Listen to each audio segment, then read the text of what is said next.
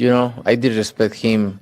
I don't respect him anymore because he say I'm not gonna do what they want me to do and this and that. And Stands no chance. But then I watched it the next month. I was like, he actually did way better than I thought he would have did. But people forget Jake Paul rostered Ohio State rostered, so he's tough.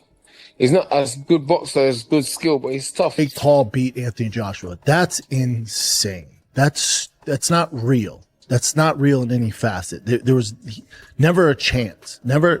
So here's what went down. Canelo Alvarez completely destroyed Jake Paul with his words after that Anthony Joshua fight, and this wasn't some light criticism either. He came out swinging verbally, telling Jake to drop the whole professional boxer charade once and for all. The brutal part about Canelo's attack was how he ridiculed Jake for even attempting to enter a realm that's completely out of his league. We're looking at the gap between actual elite boxing and whatever performance Jake's putting on. Canelo didn't sugarcoat anything, spelling out exactly that Jake needs to accept what he really is, rather than mimicking and pretending to be legitimate fighters who've sacrificed everything since childhood for this sport. The verdict was harsh, but completely straightforward. Canelo made it painfully obvious that Jake's boxing efforts were a joke, and that he should stop playing a character he clearly isn't. No gentle letdown here, no diplomatic language, just brutal truth from one of boxing's all-time greats. Everybody make mistakes, right? But you need to do your best or do what you do, not try to be something else. Just do your best as a person. Sometimes it's enough. Sometimes for people it's not. Dillian White confirms what basically everybody was already thinking. Jake Paul had zero shot against Anthony Joshua, absolutely none whatsoever. But what caught White off guard was how Jake managed to hang in there as long as he did. Jake displayed genuine grit, which White believes probably stems from his wrestling days, that mental fortitude to absorb damage and keep moving forward. But let's get real about the actual fight. Jake made it through by being ultra-conservative, not by actually attempting to win anything. He wasn't competing for victory, he was just trying not to get knocked unconscious from round one. This is exactly where White draws the line, though. This needs to end right now, today. We're discussing absorbing massive punishment, dealing with fractured bones, and enduring complete mismatches that no paycheck or spotlight should make worthwhile. This path leads nowhere good for anyone's future or physical safety. White makes it perfectly obvious that if he stepped in there with Jake, it would be over fast. Jake showed he's got heart. That's undeniable, but staying on this trajectory only invites serious, maybe irreversible harm to his body. Then I watched it the next month. I was like, he actually did way better than I thought he would have did. But people forget Jake Paul rostered Ohio State rostered, so he's tough. He's not as good boxer as good skill, but he's tough. Wrestling is a very competitive sport in America, and to be a Ohio State wrestling level, you have to be they're physically tough and physically strong. So yeah, he was tough. That's why he survived in there. He did what he had to do in there. He got tagged with a few shots, and he did extremely well. AJ did poor. In those situations where the fighter is that negative and had those kind of tactics, he went to ground a few times, etc. I don't think people quite understand it. It doesn't matter who you are; it's quite difficult. People expect AJ within 20 seconds to literally, with the first punch thrown or the first jab thrown, just to knock him out. It's not that easy, is it? When a fighter is kind of going in there to just survive. It's always easier to beat someone that's coming to win than someone that's in there to survive. But they should know that. They should know that Jake Paul is never going to come to win. But it's just mad that AJ couldn't cut the ring off. He just made him run. He couldn't cut the ring off and hit him with punches, and he was swinging and missing a few times. And obviously Jake Paul was hitting with a few punches. I was like, I was surprised that I was surprised that it took so much runs to get him out of there. And then when he did knock him out, he didn't knock him out outright. He broke his jaw and stuff, but Jake was alright. He just sort of got up and just said, my jaw is broken. He didn't get sparked. I was kind of surprised. I was very surprised.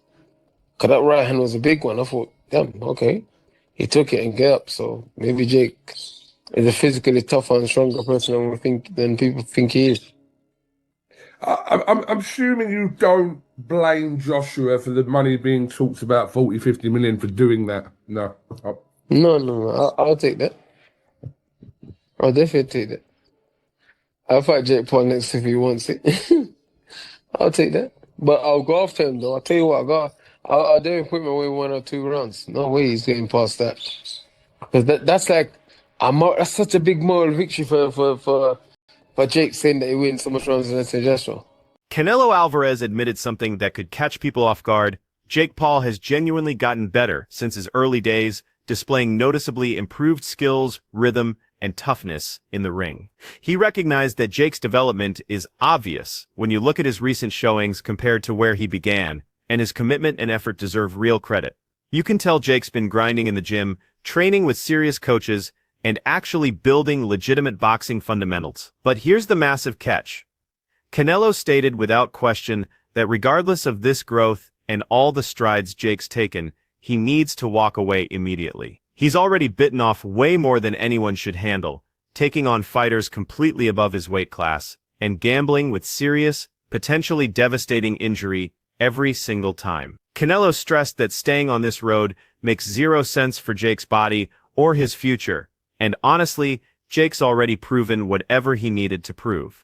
Time to step away and quit while everything still works properly, before something truly devastating occurs. Canelo Alvarez has repeatedly criticized Jake Paul's opponent selection throughout the years, constantly noting that he faces washed-up veterans or non-threatening challengers, instead of dangerous, current professionals who are still in their athletic prime. His comments reflect the general feeling throughout boxing circles that Jake's fights are more circus acts and spectacle than real competitive sports. When playfully questioned about possibly fighting Jake himself, Canelo answered with jokes and mockery, implying that the only realistic scenario for that matchup would be when Jake hits 50 years old, possibly even later than that. This sarcastic response really captures Canelo's opinion of Jake's standing in boxing, highlighting the massive chasm between legitimate champions who've committed everything to this craft and celebrity showdowns that prioritize entertainment revenue over actual competitive merit, while keeping that dismissive, joking attitude that drives his message home perfectly. I hope he improved more and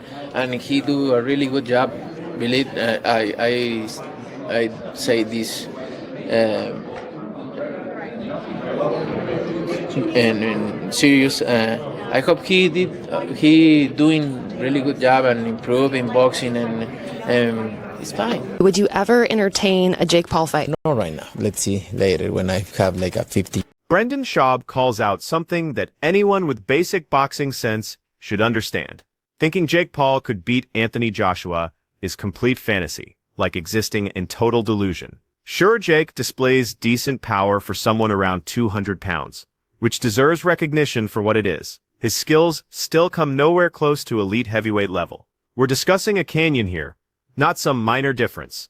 The gap in background, skill, and physical preparation between him and champions like Joshua is staggering, like putting a weekend warrior against a professional athlete. Shaub emphasizes that no amount of publicity or internet buzz can close that distance. Doesn't matter how many subscribers Jake accumulates, or how much noise his matches create online. Jake's performance in fights shows real courage and effort. Nobody questions that he brings everything he has when the bell rings. But when you remove all the marketing and theater, he's still completely overwhelmed by genuine world-class talent.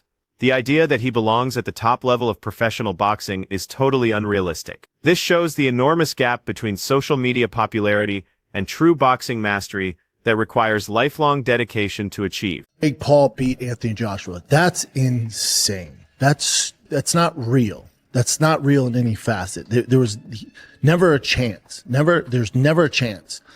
And the Jake Paul fans, and I was getting this a ton from in DMs and comments going, well, everyone has a puncher's chance. That's an uneducated opinion.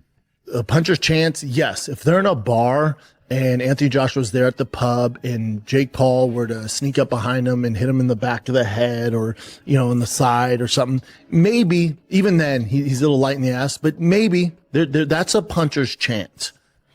In a professional bout where a professional fighter at the level of Anthony Joshua is at, and he is going into a ring knowing and expecting to get hit. There is no puncher's chance when there's that much discrepancy in talent level. There's not, especially when the size difference. And some of you will say, Jake Paul hits hard. To you, yes, to you. But also, Jake Paul hits hard for a 200-pound man.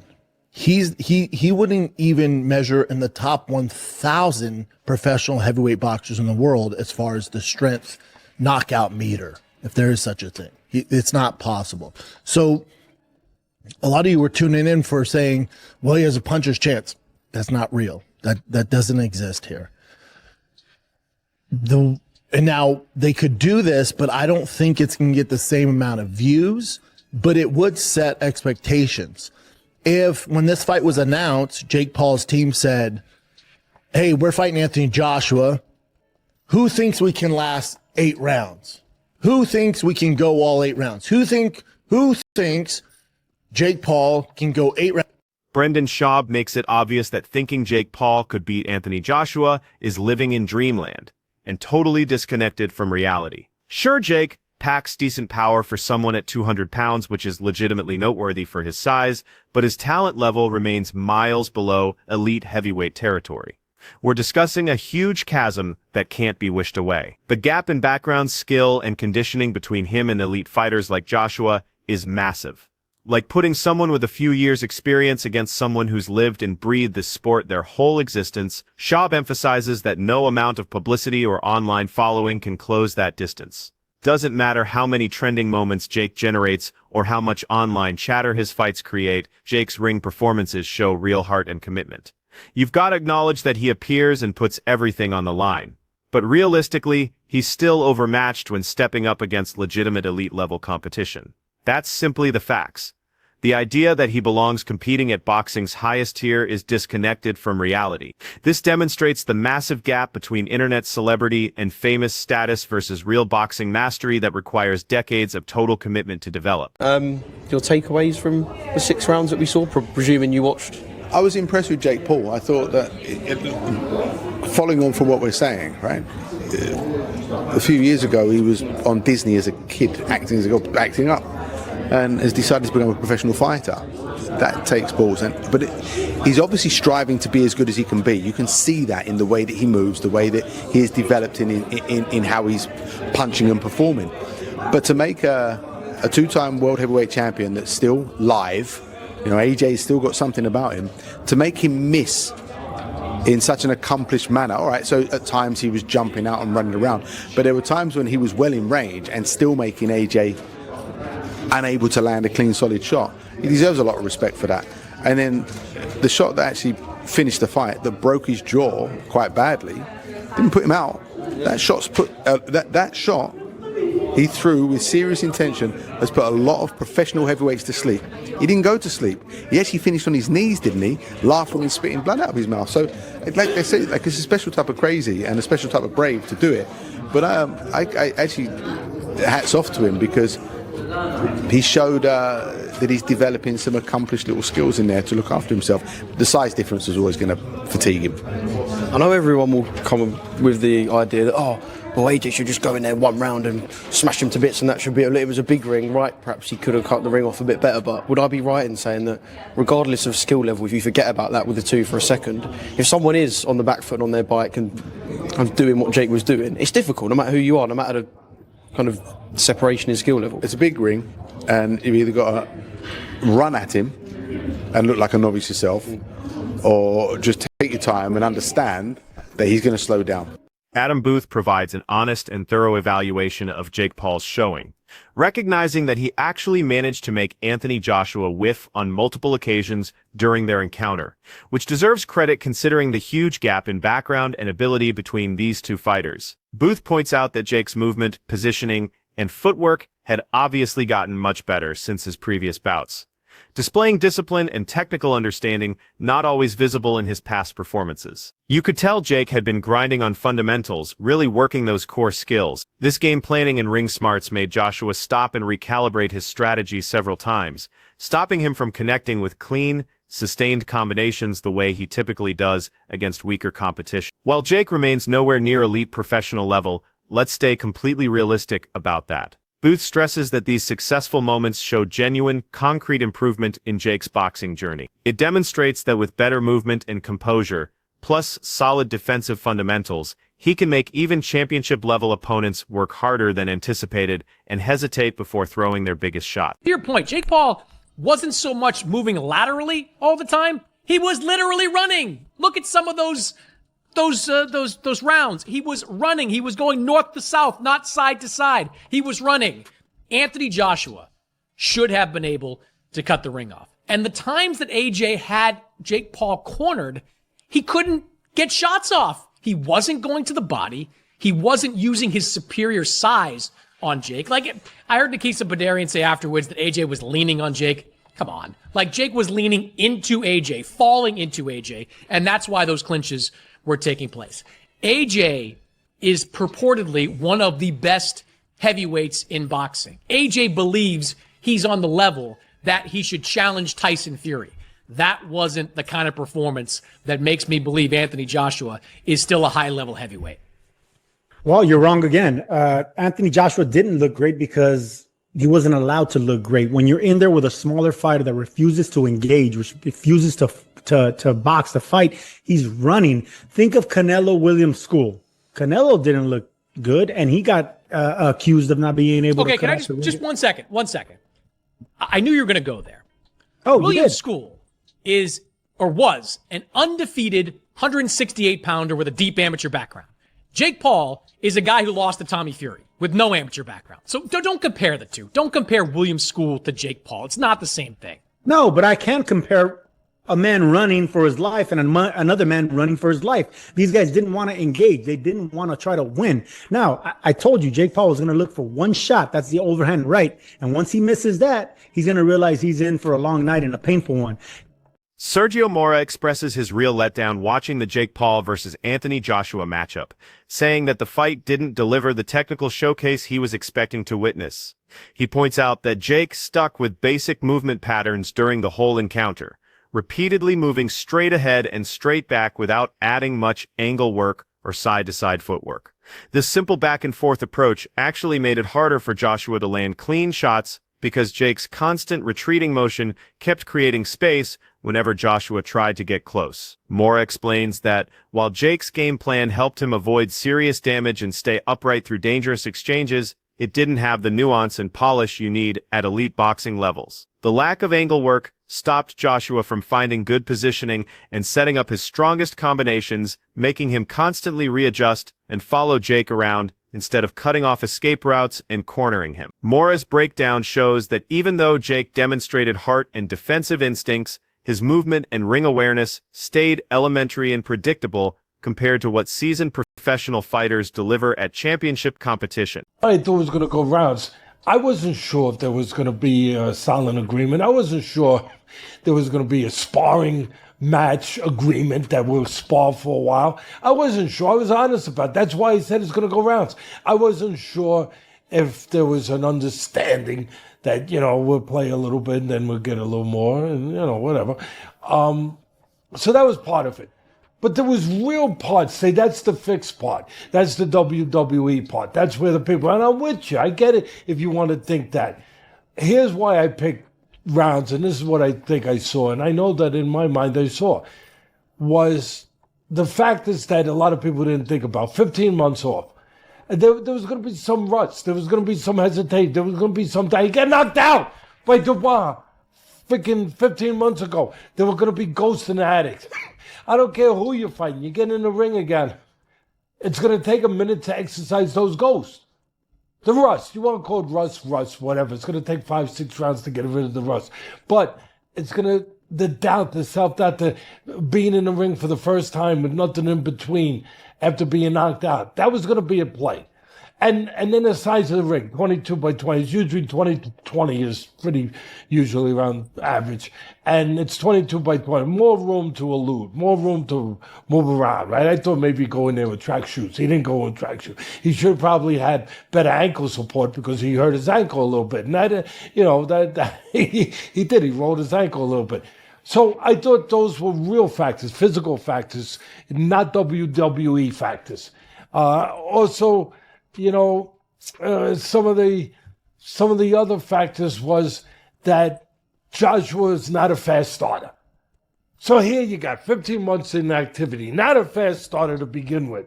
Come on, you with me, people? You know, now you are, because now we already know it went more rounds than we thought. Teddy Atlas provided a thoughtful and comprehensive breakdown of the Jake Paul versus Anthony Joshua encounter, stressing that his forecast about the match going multiple rounds came from real boxing knowledge and strategic thinking rather than any hint of scripted or fixed results.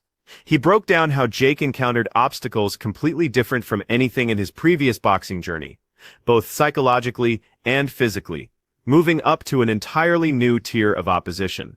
Atlas explained that the fight forced Jake to an intensity and concentration level he'd never dealt with before in any of his earlier matchups, forcing him to handle both the brutal physical damage from Joshua's heavy shots and the enormous illogical stress of facing a world-class heavyweight who's battled at the sport's absolute peak. This challenge showed toughness and mental strength and flexibility that Jake hadn't really displayed previously, proving his readiness to absorb serious punishment and continue battling, even though the outcome wasn't favorable, and he absorbed considerable damage during the entire fight. Come back in 2026, and I don't think he fights a ton in 2026. I think it'll be a very slow year for him. Look for those two guys as the main two he would fight. I wish it was Tommy Fury, but I doubt it. On the other side, I want to see him get back into boxing specifically, get back into committing to this, because there is a massive, massive fight that awaits him in Tyson Fury. It's far past time that it happened. If they don't do it now, they never will. And yeah, man, I don't really know what else to say on this fight. As far as, you know, what happened in there tonight, I know on Twitter people are going to want their money back, or they're going to call it a bad fight or a sloppy fight or whatever. And then there's going to be people, you know, celebrating Jake's downfall. That was always going to be the case. Of course, the first time he gets rocked, dropped, and stopped, people are going to celebrate like it's the 4th of July, or it's their birthday, or like it's Christmas. So yeah, expect that, but I won't do that here. I won't, because I respect the hell out of him for going and doing it, and there's not any normal people on earth that would have done it. I don't care if you say, oh, for the money I would have, you're lying. And there's not many pro boxers that would have done. The commentator, Wade, broke down Jake Paul's strategy thoroughly, explaining that his tactical approach came from the special situation of his boxing path and current standing. Unlike established champions who have to defend titles and meet required challengers, whether they like it or not, Jake enjoyed the advantage and opportunity to focus on massive profile, profitable matchups that create enormous pay-per-view sales and online attention. This advantage let him strategically select his fights, prioritizing entertainment factor and financial returns instead of strict competitive duties or ranking demands that regular boxers must navigate. Wade indicated that while Jake probably felt secure in his previous achievements and trusted in his skills, his approach during this fight showed smart risk management and stamina preservation, trying to maximize chances for upcoming opportunities and arrange even larger fights in the future. Listen, so long as people will tune in, and so long as Jake Paul is paid by Netflix or any broadcaster to air his fights, we're going to see this continue. And Jake Paul knows his business model, right? Now, this deviated, this AJ fight, which came together kind of last minute after the Tank Davis fight fell apart. But we know Jake Paul's MO here. It's find the most popular guy with the most physical disadvantages for me to fight. And Jake Paul has the benefit that he's turned himself into a villain, or in the pro wrestling circles, a heel. People tune in to what we did not tune into this fight to see competitive boxing. Most of us tuned in because we thought, here's Anthony Joshua. Here's a two-time unified heavyweight champion, a guy who physically just overwhelms Jake Paul. And we're finally going to get what Tyron Woodley and Anderson Silva, Nate Diaz were not physically fit, whether it be through their size, experience, or age, to do, and that is knock out Jake Paul. And so, because I don't really feel like we got that satisfying comeuppance that a lot of people have been waiting for, it kind of gives Jake Paul a little bit of mystique, I'd almost say, to still try and string this along. Now, I don't know in terms, he says he wants to be cruiserweight champion. I'm not quite sure what the competitive road there is because let's make no mistake, the reason this fight lasted as long as it did is because Jake Paul focused exclusively on being elusive. He did his best. And kudos to him, right? He did a great job of not getting cornered. He was always on the gas until the gas sort of fell out from underneath him. And so I don't quite know, short of leveraging his popularity, how he's going to get to that title shot if he's not actually going to fight, like really fight an elite boxer. But if he's looking to make money, there's the KSI fight out there. There's the Tommy Fury rematch. There is ways for Jake Paul to sustain what he's doing. Boxing analysts Brian Campbell and Luke Thomas examined Jake's defensive approach as crucial to his performance during the encounter, explaining how he handled facing such a threatening opponent. They noted that he depended heavily on mobility and continuous movement, staying light on his feet and preventing himself from getting cornered where Joshua could unleash his crushing power combinations. This strategy helped him last longer than numerous experts and observers predicted, occasionally frustrating Joshua and showing tactical intelligence and ring awareness that revealed genuine progress from his previous encounters. But despite these intelligent tactics and his success at making Joshua miss consistently, the fight concluded with Jake taking a major and serious hit that everyone hates to witness. Medical reports verified that he suffered a fractured jaw during the battle, which represents an incredibly painful and serious injury that shows the genuine risks of competing against championship-level opposition and the brutal physical cost that these high-profile matches impose on fighters, particularly those still fairly inexperienced in professional boxing. For those of you that thought that the Anthony Joshua-Jake Paul fight was going to be rigged, these x-rays definitely tell a different story.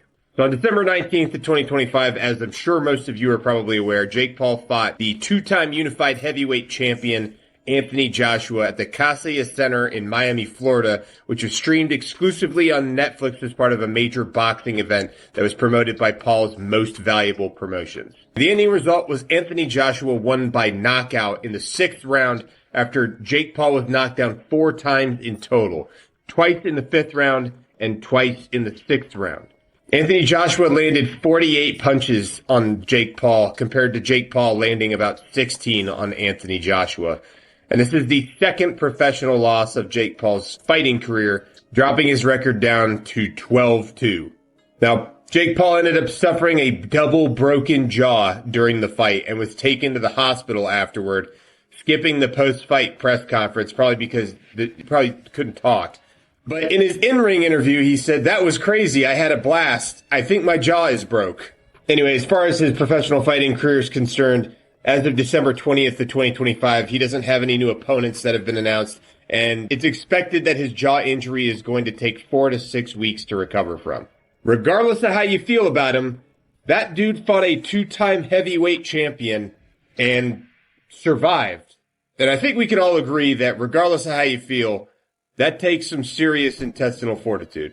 That wraps up today's coverage. Keep watching for next time. Looking at everything, Jake Paul's jaw fracture represents a serious medical situation that requires immediate focus and extended healing time. This cannot be emphasized enough. Considering how severe this injury type can be, he needs to completely avoid any additional fights right now and concentrate totally on recovery and allowing his body to heal completely. The damage shows the extreme risk of entering the ring with an elite heavyweight like Anthony Joshua, who carries finishing power in either hand. Even though Jake tried his hardest to avoid heavy punishment and used smart defensive strategies during the encounter, the beating he took caused major physical harm and led to significant injury. Returning to competition too quickly could cause lasting damage and extend his healing process dramatically, potentially creating problems that might impact him permanently. With weeks, maybe months of rest and medical treatment coming up, putting his health and recovery first is absolutely essential at this moment. This injury represents an obvious warning that pursuing high-level boxing without adequate recovery time would be incredibly foolish and unsafe. Taking the required time away from fighting represents the most responsible and intelligent decision for his physical condition and whatever his career becomes moving forward.